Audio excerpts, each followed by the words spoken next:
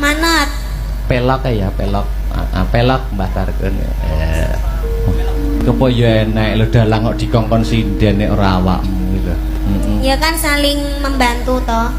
Ya tapi kan ngene iki nek sing wani kan nggur sampean njel bawanono Mas umpama ngono Sinta Mbak Engger apa wani? Bawa sing bawa sampean Mas ora wani to. Sing wani nak nggur sampean kaya ngene gematiku lho mosok jebuk curigai karo masa laluku ya.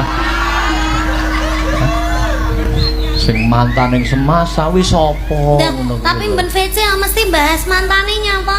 Kapan ndak tahu ya ndak pernah ya aku. Kok iso bahas? Sumpah. Ora nate. Wis ora sak sumpah-sumpah didelok penonton oke semene. Oh iya. Apa ya pelak? Ndang bar nyanyi-bar. Waduh. Pak Mut. Batukmu, batuk. Pelak.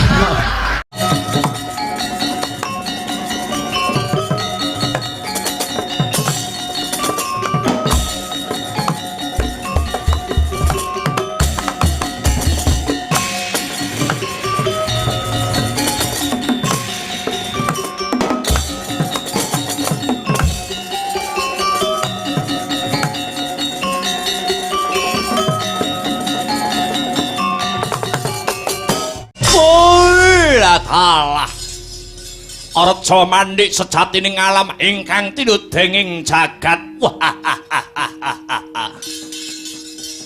Biyung ana apa ngger Jarasandha? Miturut kandhane Biyung Jarasandha ya Jaka Sliwah iki mung anakmu pupon. Mung anakmu angkat. Lah banjur wong tuaku sing sejati sapa Biyung? Blakakno. Jarasandha, piye? Mangerti yo. Kowe kuwi sejatine dudu putraku. Nanging kowe kuwi putrane Nalendra saka negara Magadha. Jejuluke Prabu Briyudrata. Prabu Briyudrata, iya. Loh. Lah yen pancene kaya mangkono tegese aku iki anake ratu. Iya, kowe kuwi putrane Nalendra. Ewadene ibumu kuwi ana loro, ya kuwi sesilih Retnadi lan Retnadati. Yen pancen aku anak ratu, kenang apa kok uripku lairku ora mapan ana ing kraton. Malah aku urip, aku diwasa ana tengahing alas Biyung. Jarasandha piye? Amarga biyen lairmu kuwi ora wujud manungsa lumrah. Lairmu mung wujud separo-separo. Lairmu sak sigar. Dadi sing saka guwa garbane Dewi Retnadi, tangane ya nggur siji, tangane sijine ana guwa garbane. Bojo keloro ya kuwi Retnadati. Tumuli lingsem utawa isin bapakmu Prabu Briyudrata, tumuli kowe dibuwang ana tengahing alas kene. Ing pengadap kowe tumekaning pati, nanging Gusti isih ngayomi karo kowe. Bathara Kala dewaning setan isih ngayomi karo kowe lumantar tanganku. Bayi tak rumpaka satemah dewasa ya dadi kowe kuwi Jarasandha. Woi, alah. Wah. Oh. Ah.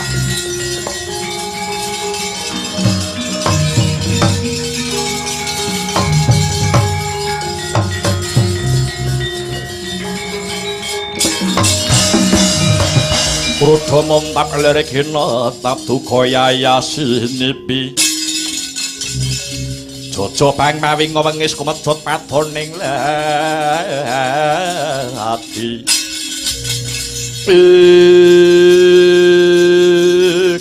Yang satelek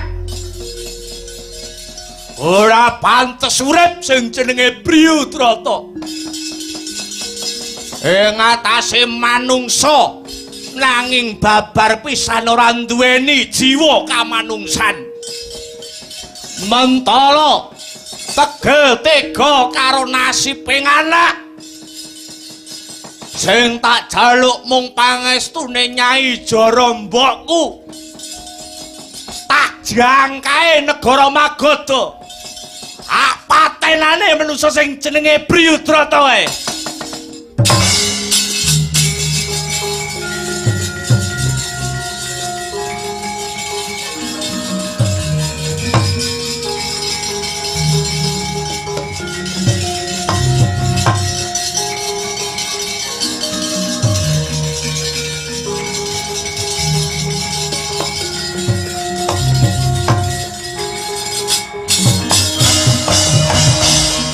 Dadi dina iki kowe Jarasandha bakal lumarep ana negara Magoda. Briyudrata arep mbok pateni. Pancen bener, Mbok. Pancen kudu kaya mangkono. Nanging aku mitungkas. Nanging mbokmu Nyai Jara paring piweling karo kowe Jarasandha. Simbok arep meling apa karo aku? Sakwuse Ratu Magoda Briyudrata wis mbok pateni, ora wurunga iki mengko sing bakal dadi ratu kowe. Sing bakal dadi ratu ana negara Magoda kowe. Mbokmu Nyai Jara meling. Dina iki ana ing negara Magoda kuwi wis kondang kaonang-onang kajuwara saindenging jagat raya negara sing tansah ngugemi ing reh kapercayan lan kapitayan manembah marang Gusti kang murbeng dumadi. Sawuse Jarasandha iki mengko dadi ratu, keblate wong sak negara Magoda kudu mbok owahi. Keblate wong sak negara Magoda kudu mbok owahi. Para kawula aja mbok olehi manembah karo Gusti sing nyipta jagat. Nanging kudu manut karo agamane mbokmu sing ngrumpaka kowe ana alas, ya kuwi agamane Nyai Jara.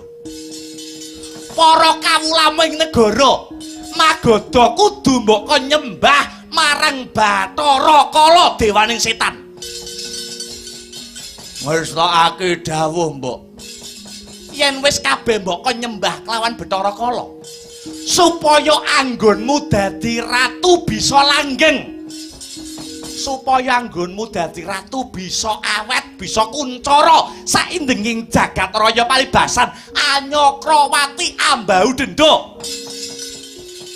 Ana paribasan Jer Basuki mawa beya, kelakone Panjangga kudu mawa pangorbanan. Kudu ana tumbal kinarya adeking ratu. Apa sing dadi tumbale, Mbok?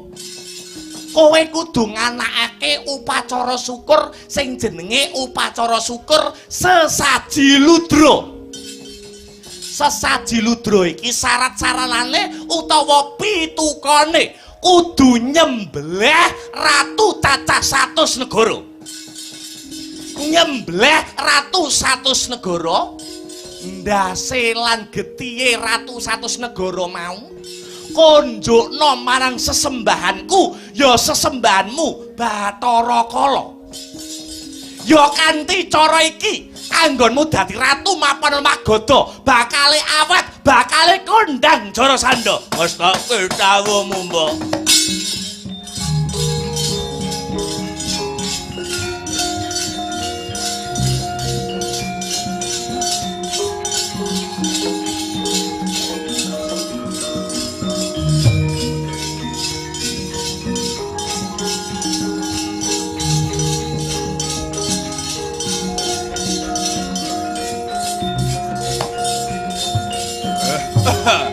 Nyuwun pangestu.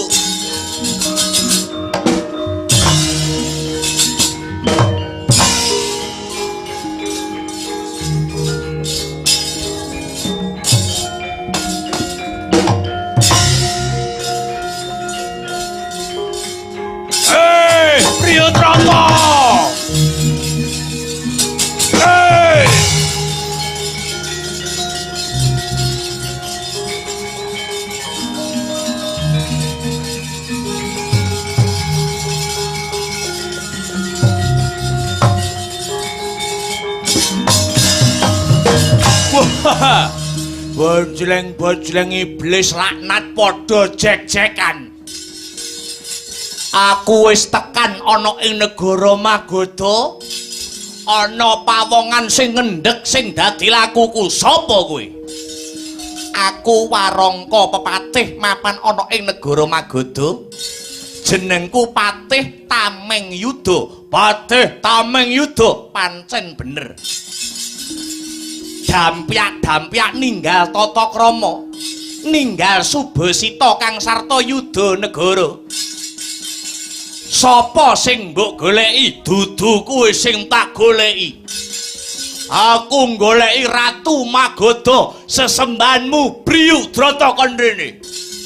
Yen wis ketemu Briyudrata, arep tak bondo tangane, srimpung sikile, babat gulune. Apa dosa kang sarta kaluputane Ratu Gustiku Prabu Briyudrata? Dosane digendong, lupute diindhet. Kowe ora perlu mangerteni tumrap kesalahane Ratu Gustimu Briyudrata. Sing baku, kowe gelem nyimpang iwa utawa nyimpang nengen apa ora? Aku ora bakal sumingkir saka papan iki. Wis dadi kewajibane Patih Tameng Yuda. Ya kuwi njaga ngreksa marang kawibawaning ratu. Tak loke sadosamu kowe.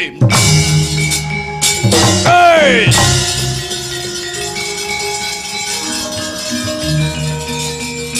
Wah! Ayo. Hei! Ayo sing seru. Yo! Ah! Ya! Wah! Tuh! Ah! Ah! Ah!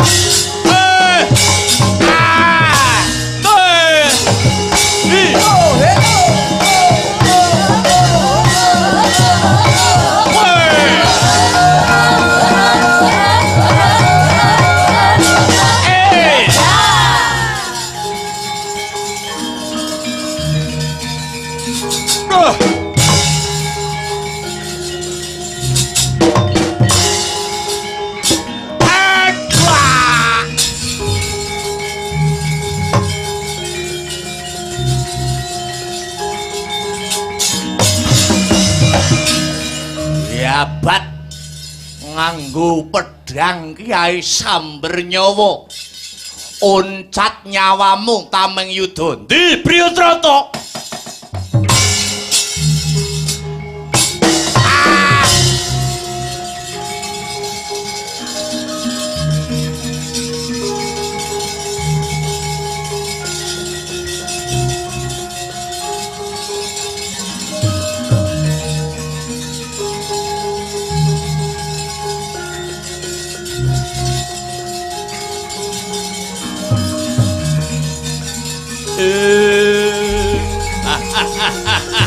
Iki wonge, iki dapure.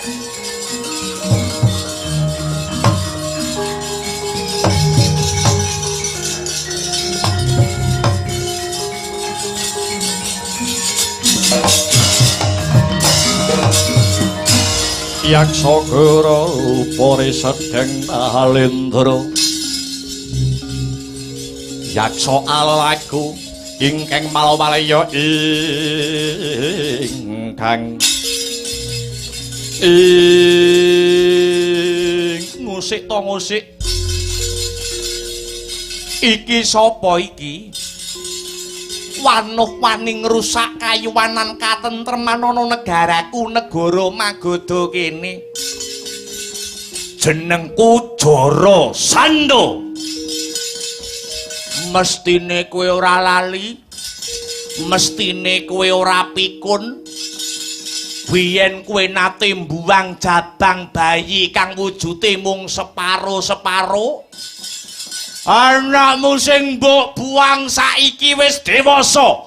Jenenge Jara Sanda. Ya aku iki. Ayo, arep apa kowe? Oh. Wedhek.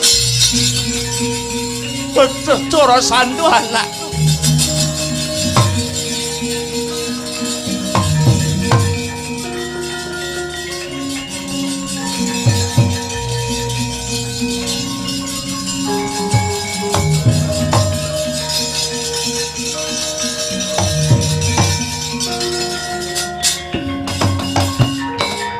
Oh, anakku. Anakku wong bagus, anakku wong jentara. Pun Rama nyuwun aksamaya nggir. Pun Rama banget ngonjokake rasa syukur marang purbaning Gusti. Awit anakku wis dewasa kepara gagah prakosa prawiring yuda. Pun Rama wis rumangsa. Pun Rama wis rumangsa ora pantes dadi ratu ngendhaleni kendha kencenging negara. Kawit aku ngrumangsani nata keluarga wae aku ora pecus. Mula kanggo srana panebusing dosaku, aku bakal lengser saka negaraku negara Magadha. Tumuli kowe bakal tak wisuda dadi ratu mapan ana negara Magadha kene ya nang. Piye? Aku mbok kon dadi ratu, yo. Ora susah mbok perintah, calone ratu Magadha kene iki aku. Nanging aku gelem dadi ratu Anyokrawati ambau dendho ngenyam kawibawan ana negara Magadha. Yen mbok wenehi bebono, yen mbok wenehi pisungsum, gumlundunging ndiasmu Priyadrata.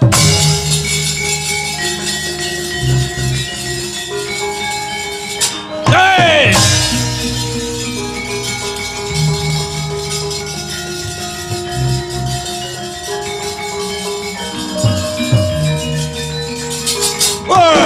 Ayo! Hey!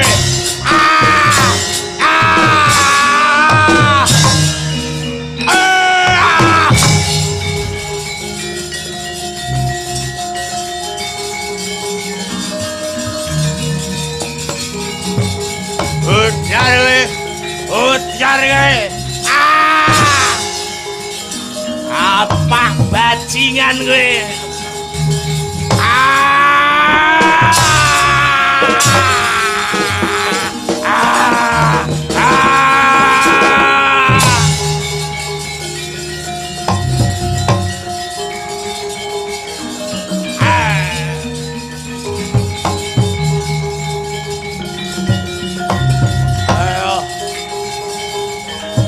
Mancing ati dening tangane anakmu dina iki kowe.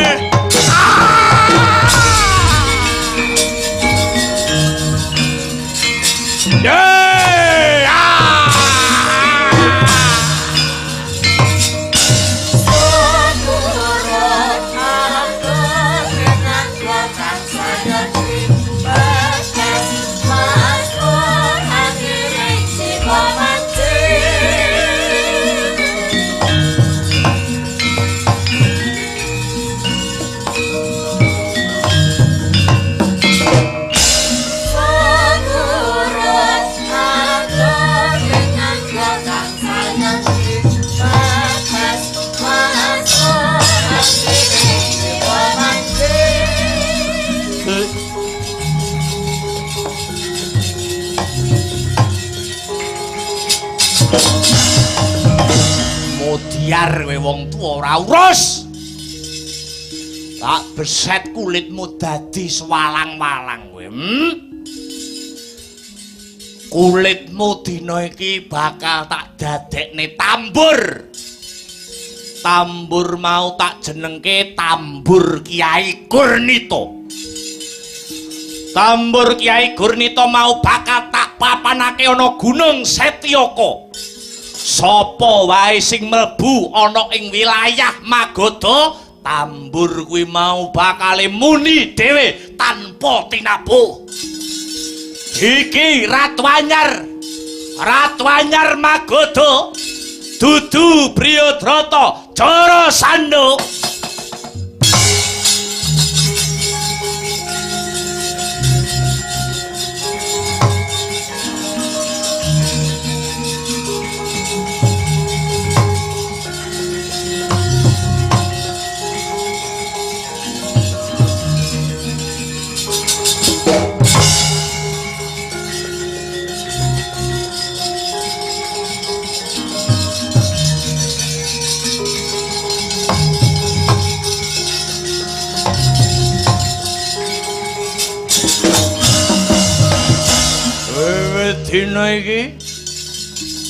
wiwit dina iki negara kene bakal tak salini jenenge. Bakal tak ganti dudu negara Magoda nanging negara Giribajra, tegese kekuatan kang gegirisi. Manut welinge mbokku Nyai Jara, kabeh kawulaku ing negara Giribajra kene wiwit dina iki kudu nyembah marang Sang Hyang Ludra ya Bathara Kala. Lan uga manut dawuh pangandikane Nyai Jara ibuku. Kanggo srana langgeng lan kuncarane anggonku dadi ratu mapan negara Giribajra kene. Wiwit dina iki aku kudu mbekakak bleh ndase ratu satus negara kinarya wujud bektiku marang Sang Hyang Kala sesembahanku. Upacara kuwi sinebut sesaji Ludra. Kanthi cara iki aku nganakake sesaji Ludra, Jarasandha bakal iso nguwasani jagat raya. Jarasandha bakal iso ngrangsang bumi.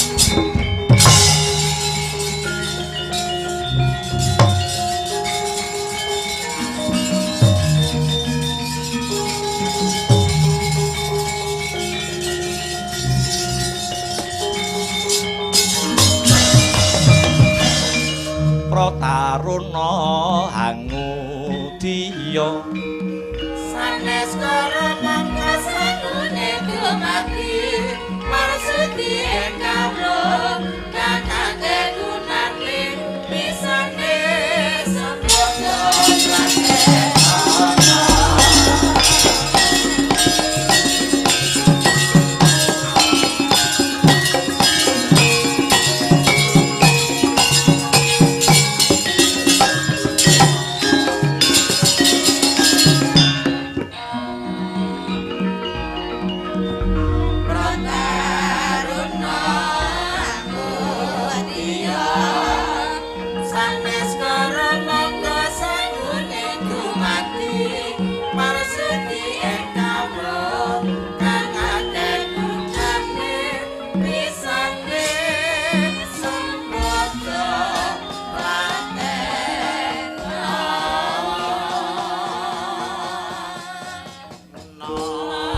dados mekaten larah-larahipun critanipun laire Jarasandha Yayi.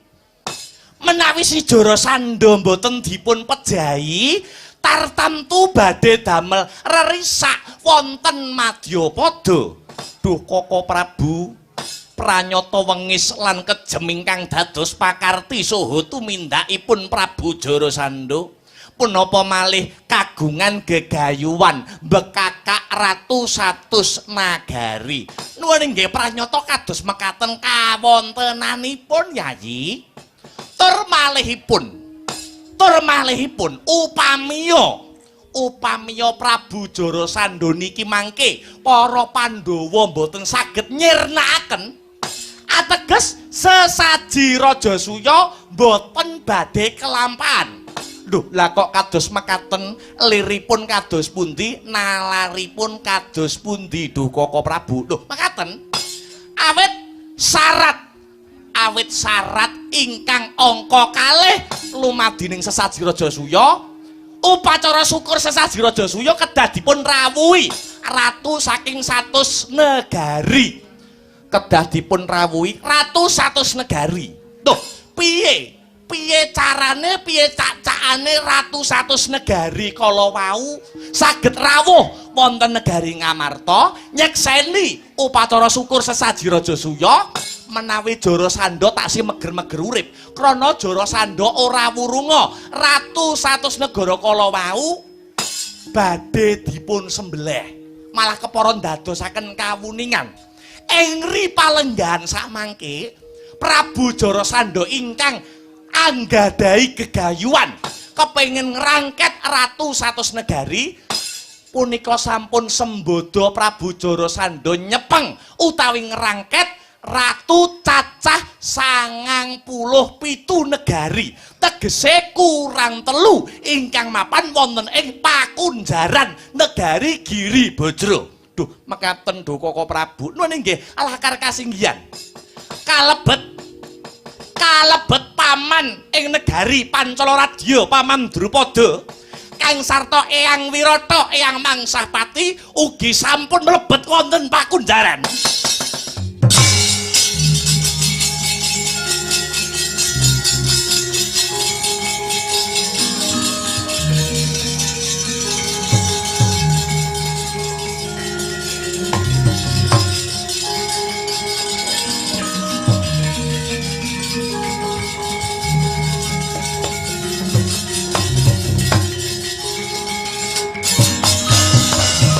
Ya jagat ya dewa ya Bathara dados sakmangke sampun kasembadan Prabu Jarasandha ngrangket ratu cacah 97 nagari kalebet Eyang Mangsahpati Kang sarta Paman Drupada nuwun inggih lakar kados mekaten tegese Jarasandha kurang telu nyekel ratune Kresna nuwun inggih Koko Prabu lah lan mugi ndadosaken kawuningan idamanipun Prabu Jarasandha kurangane ratu telu kala wau ingkang dipun kersakaken kalian Ratu Giribajra Prabu Jarasandha kagem jangkepipun ratu 100 kala wau tan asanes niki mangke ingkang kalebet dados itunganipun Jarasandha setunggal Ratu Ngamarta Yayi Aji ing Ngamarta angka kalih panjenengan ingsun pribadi Ratu Ndwarawati Prabu Sri Bathara Kresna lan ingkang pungkasan Koko Prabu Baladewa.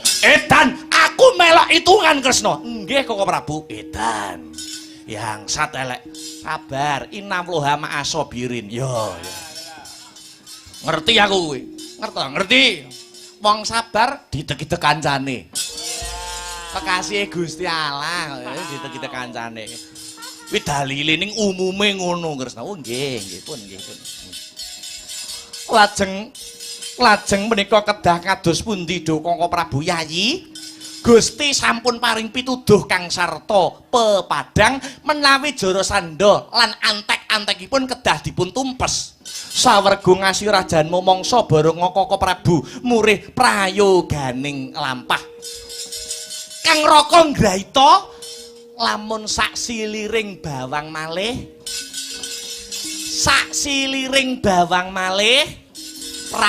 prajurit antek-antekipun Jarasandha badhe dumugi wonten ing tanah Jawa mriki ngebak peperangan ratu 3 kala wau badhe karangket. Aku ora wedi Kresna. Nuwun inggih. Pramila saking menika menawi paduka Yayi Aji Ngamarta pasrah dumateng kula. Dara, piye? Prajurit Ngamarta, prajurit Dwarawati, prajurit Mandura dadekne siji ya, Dik. Ya ngestokke dalmu. Ana tetembungan, rukun agawe santosa cerah agawe bubrah. Disawijikake kanggo nranggulangi kalamun iki mengko ana bobol borot ing perkara, kalamun iki mengko prajurit negara Giribajra wis ngancik laladam tanah Jawa. Gandanya sekara kehadung.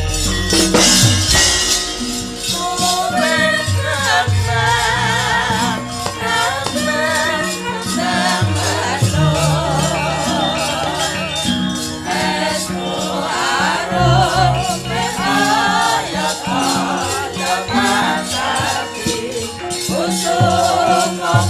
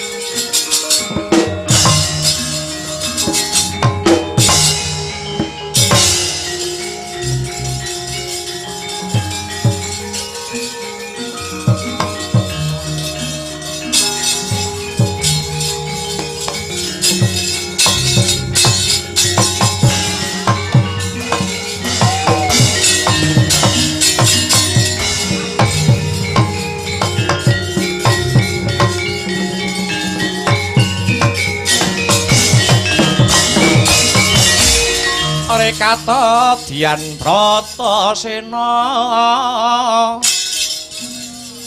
kampuh poleng bang bintulu adi sarira ngangula tunung kodhek wok simbar jaja yen ngandika gumaleger kaya guntur kadang panenggak Pandhawa kaya lindu yen maris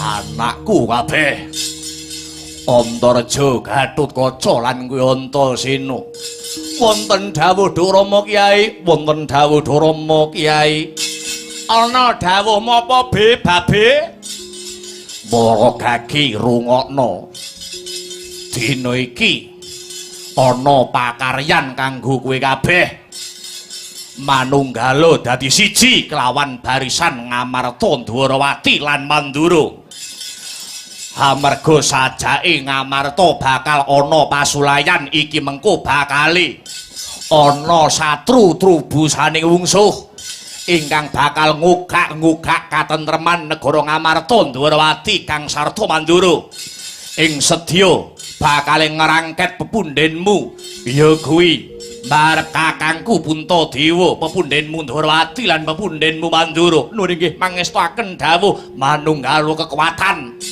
kelawan prajurit Dwarawati lan Mandura kowe dadi bocah nom-noman aja nganti duweni pitakonan negara wis menehi apa karo kowe nanging pitakonane genti diwalik kowe dadi bocah nom wis labuh apa karo negaramu lho nggih mangestaken dawuh sedika ngestake dawuhmu be budal dina iki muga antuk pengasih saka Gusti ingkang Maha Asih waton lamnang nyekel gaman aja nganti tundha Bima aja nganti kaya bocah cilik kang dadi lagumu Antareja Gatotkaca lan Antasena nggih amit madal pasilan sang apati sigra mranata baris nyawiji kumolong dampyak meregut lampahe binarung krapyak watang agatik ku malarang bagi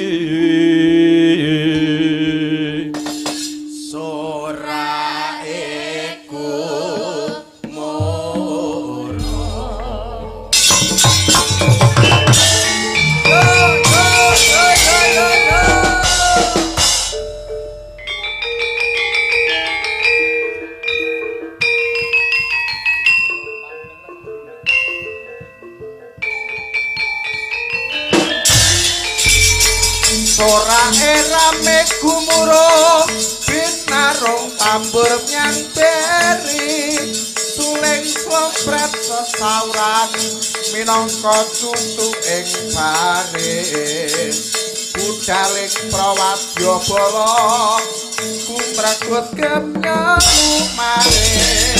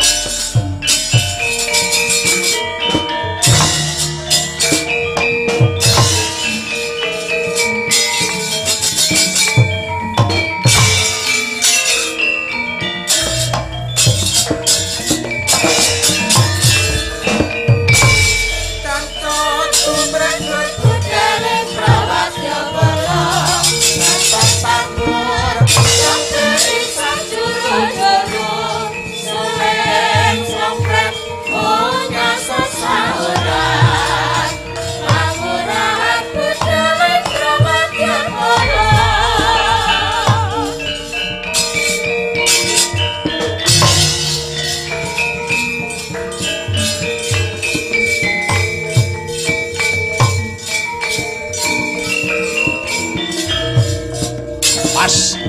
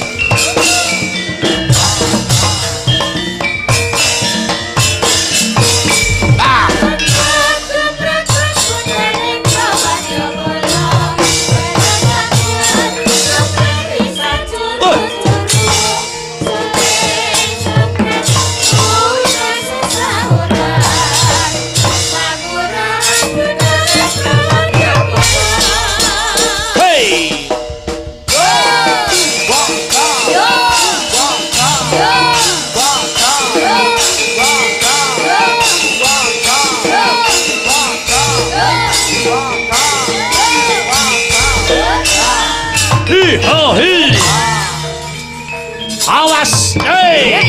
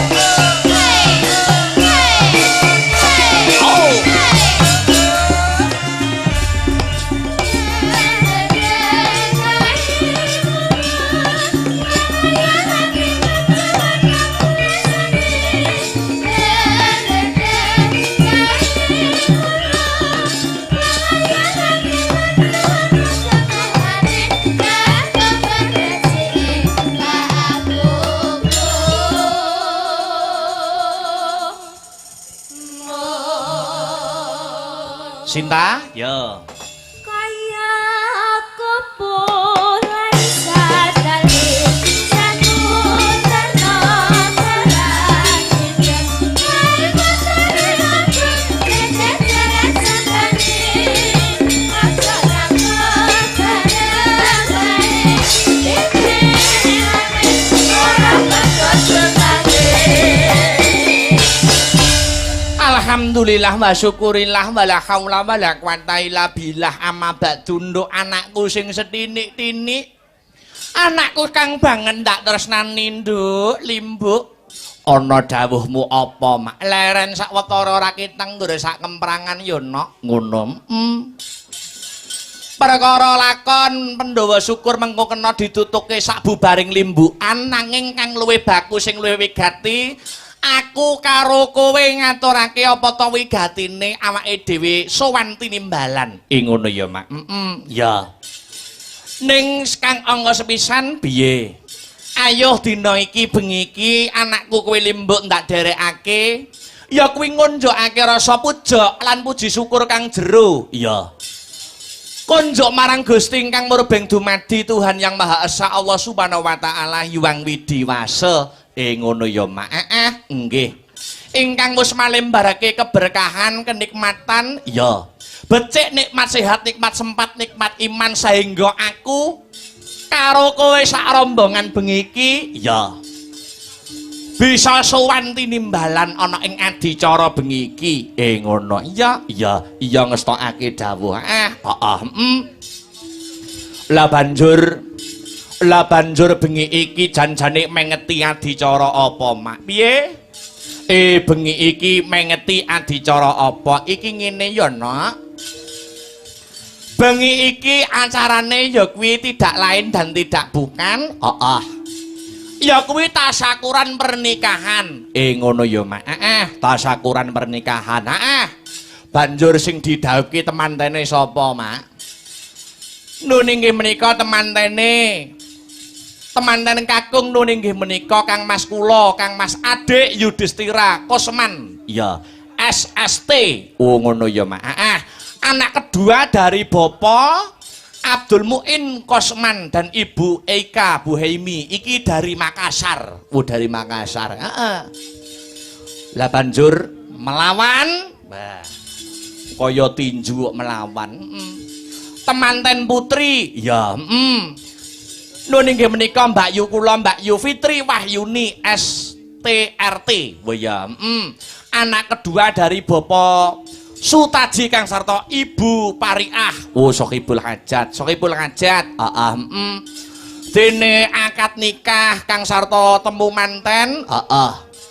Wis ditindakake kaleksanan ndek wingi no. Ngono. Akad nikah temu mantene wis tindakake wingi tanggal 8 Oktober. Ya, ana ing gedung wanita. Ngono ya, Mak. Lah iki banjur Bapak Sutaji Kang sarta Ibu Pariah. Acarane bengi iki mung kari rupian-rupian, seneng-seneng hiburan. Menghibur tamu undangan, menghibur keluarga besar, dulur adoh, dulur cedhak. Dikelumpukke bengi iki manunggal dadi sawiji. Iya. Nonton hiburan Kang sarta ndongake pinanganten kekarone. Ngono Kang wis kasembadan pinala kramakake ya, Mak. Pancen bener kaya mangkono. Ya, Mula awake dhewe wis sak pantese lamun ngaturake panuwun ingkang tanpa pepindhan. Kok nak ora iso matur apa-apa.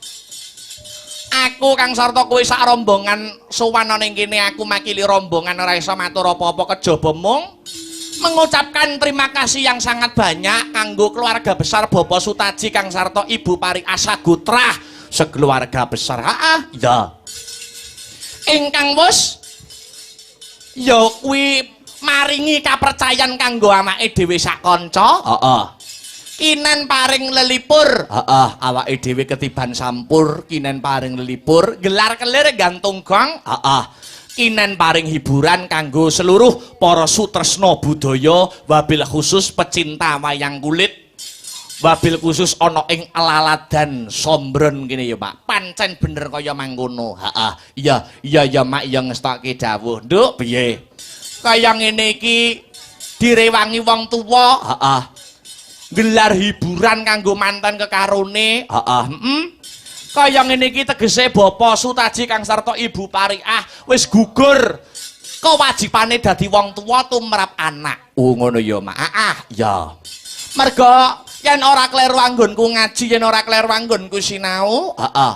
Wong tuwa kuwi duweni kewajiban tumrap anak cacah ana 3 no. Oh ngono, cacah ana 3, cacah ana 3. Iya. Kewajibane wong tuwa angka sepisan ya kuwi paring tetenger. Heeh. Tetenger sing becik paring asma kang apik tumrap anak. Ngono ya, Mak. Kaya iki Mbak Fitri Wahyuni. Ngono. Kang sarta Mas Ade Yudhistira Kusman iki jeneng sing apik, asma kang becik. Oh ngono ya, Mak. Ya, Mbak Fitri Wahyuni. Yen ora kleru anggonku merdekke Fitri iki saka tembung fitrah kang artine suci. Ya. Wahyuni saka tembung wahyu tegese kanugrahan. Ngono ya, Mak. Ki jeneng sing apik, jeneng sing becik. Ya. Lah banjur kewajibane wong tuwa angka 2 sarampunge paring tetenger sing becik tumrap anak. Kewajibane wong tuwa angka 2 ya kuwi nyekolahke anak sak dhuwur-dhuwure. Ngono sak cukupe. Nek SMA wis ngerasa cukup ya cukup. S1 cukup ya cukup, S2 lan sak panunggalane. Ngono. Iya Mak, iya ngestokake dawuh. Lah banjur kewajibane wong tuwa angka 3 sing pungkasan ya kuwi ngrabekke karo anak. Kaya bengi iki. Bapak Sutaji kang sarta Ibu Pariah direwangi ngundang awake dhewe sak kanca. Rupiah-rupiah iki ya ragate ora sithik. Iya. Direwangi nganggo duit buahan. Ya. Ya, Mak. Mula awake dhewe ning kene ngaturke panuwun tegese wis pundhat, wis purna, wis gugur kewajibane wong tuwa karo anak. Anak kok wis wani rabi. Ya. Tegese wis wani mandireng pribadi, ora gantungke kebutuhan sehari-hari tumrape wong tuwa. Ngono ya, Mak. Ya ngestokake dawuh. Sowan komplit kanca-kanca sing kagabung asta brata asung panggonta brataning kautaman. Oh iya, saka Jalan Mastrip Gandung Kidul. Ya, Kecamatan Nganjuk, Kadipaten Nganjuk. Sowan komplit no. Iya, pengrawe sinden wayang gamelan komplit ditekake rene. Disumbutke karo Bapak Sutaji kang sarta Ibu Pariah nggone kagungan kersa kono. Iya. Pasugatan Banyumili. Ya. Suguh gupuh lungguh aruh datan nguciwani. Dan perlu dimengerti juga no. Awake dhewe iki wis yen ora kleru nek adicara ning Sombren ki adicarane apa ya? Agustusan apa bersih desa ya nek dhewe ning Sombren ki. Bersih desa. Bersih desa ngono kae. Ya. Kae sing ngusulke awake dhewe pentas ning Sombron ke nek ora kleru manut dawuh sing tak tampa ya Sokibul Kajat. Oh Pak Sutaji. Wis kedua kali kae ya. Wis 2 kali awake dhewe ning Sombron. Ya. Kuwi sing ngusulne pertama ya sing kagungan dalem, sing kagungan kersa Pak Sutaji. Ya. Ngono ya, Mak. Sing pertama kalinya awake dhewe sowan ning Sombron biyen, kuwi Pak Sutaji masih menjabat menjadi kami tuwa. Oh ngono Pak Wom. Terus sing taun iki ketua panitiane sing wingi kae bubar wae kae genti Pak Mudin. Oh ngono. Merga Pak Sutaji wis purna anggone dadi kami tuwa. Weh ya. Dadi iki ngiras-ngirus ya, menyelam sambil minum air ya. 1 tasakuran pernikahan, angka 2 tasakuran purnane Pak Taji anggone wis ora njabat dadi Pak Wo. Oh ngono. Iya Mak. Wajib disyukuri wis tidak menjabat sebagai Pak Kami Tuwa. Ya, ngene iki ya calone Pak Sutaji sok bakale kagungan putu wis ayem ning omah momong putu. Ya, Sing tak sawangi dudu sapa-sapa no. Ya, sing tak sawangi ebesku, bapakku dhewe. Ya, Kok wonge nek wis duwe putu ki, katresnane wong tuwa ki malah tresno ning putu timbang anak. Wo ngono. Ya mak ya ngestokke dawuh. Anake Mas dhewe kae, heeh. Kuwi wis putune bapake awake dhewe kuwi nek wis tresno apa-apa putu. Ha iya, Ora wurunga Pak Sutaji juga seperti itu. Wah, ya mak ya ngestokake dawuh. Heeh. Dadi sombron biyen sing ngusulne ya Pak Sutaji anggone gelar-gelar gantung gong. Heeh. Biyen ning sombron terakhir sing taun niki ya bintang tamune nek ndak kleru ya Mbak Lucy bengi iki Astabrata dan Mbak Lucy diboyong ning daleme Pak Sutaji. Wah ya mak ya luar biasa. Heeh. Kaya ngene iki jane awake dhewe ya ngalah berkah sakliyane nyuwun sewu awake dhewe ning kene iki ya diparingi rejeki karo Pak Sutaji Kang sarta Ibu Pariah kanca-kanca dualang sak yoga sak sindene Astabrata iki nak mayoritas saka kanca-kanca Kanoman isih jomblo durung duwe pasangan kabeh no ngono ya, Dadi Astabrata kok menghibur acara pernikahan iki jane ngalah berkah, ben sing urung duwe bojo ndang entuk jodoh ngono lho. Oh ngono ya, Mak. Utamane dalange no. Ya, Aku ki wis ngrumangsani wis 20 taun, ya. 20 iki saka tembung selawe, seneng lanang wedok. Oh ya, Oh iso itu pokoknya cangkeme dalange pokoknya penting mandi ngono lho, Duk. Ya Mak ya. Ya ngestokke dawuh 20 iki ukurane wong Kanjeng Nabi mbiyen yo 20. Ya ning awake dhewe ndak kesusu no. Ya ora kesusu ya. Sik pengin nyawang endahing donya. Lah ya, ya ngestokake dawuh. Ya Mak ya. Dadi Astabrata ngene iki akeh pengrawit sing single bagus-bagus cakrak-cakrak kuwi ya gong duwe bojo kabeh. Oh ya, mayoritas sinden-sinden Astabrata ya ngono, ya. Masih banyak yang jomblo, ya. Masih banyak yang perawan, ya. Perawan ting-ting pojahitan. Lho dah, ya ting-ting to no. Ya, Mula awake dhewe ning kene wis ora arep matur apa-apa, siji diniati tambah dulur, loro golek rejeki, telu ngalah berkahe keluarga besare Pak Sutaji Kang sarta Ibu Pariah. Ya Mak ya ngestokke dawuh. Ndonga banyu mili no. Ya muga-muga sak rampunge seluruh rangkaian adicara pernikahan ing antaraning Mas Adi Yudhistira Kang sarta Mbak Fitri Wahyuni. Muga-muga anggone mbangun Bali Wisma membangun bahtera rumah tangga dadi keluarga sing sakinah mawaddah warahmah. Iya, amin ya rabbal alamin. Bisa mewujudkan ya kuwi baiti janati rumahku adalah surgaku satemah ing tembe mburine enggalo pinaringan golek kencana ingkang bisa tata jalma wujude putra yen lanang dadi putra kang soleh yen wadon dadi putri kang solehah. Amin Allahumma amin. Allahumma amin. Jebul kae sing dak anti-anti wis tak mrene.